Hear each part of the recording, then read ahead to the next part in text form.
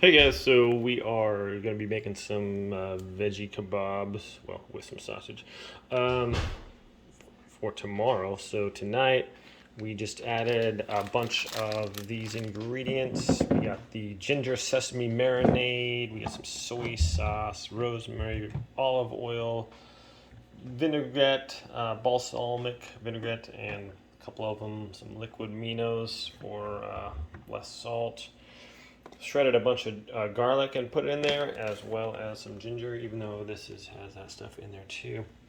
Put some rosemary. Did we put some salt in there? No, the other stuff's got enough salt in there. So then we just put it in these Ziploc bags. I think these are gallon Ziploc bags or something, or a couple quarts or something like that. Pretty good sized ones. Lay them flat. Make sure they're sealed real good. Put them in your refrigerator overnight. And these things, just so all those juices will get nice and sucked into your products here. So we have bell peppers, red, orange, yellow, and green. We have zucchini, large slices of large chunks of pineapple, whole mushrooms, and cherry tomatoes. So this is going to be super yummy. We're going to throw them on some bamboo skewers and throw them on the grill.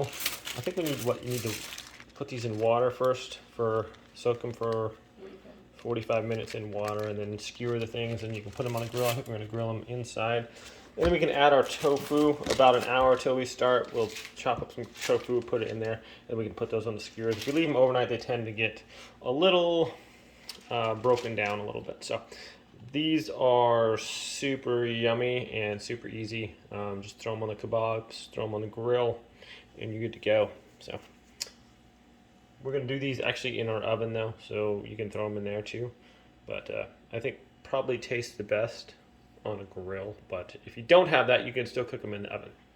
All right, guys. Well, thanks for watching, and have a great day.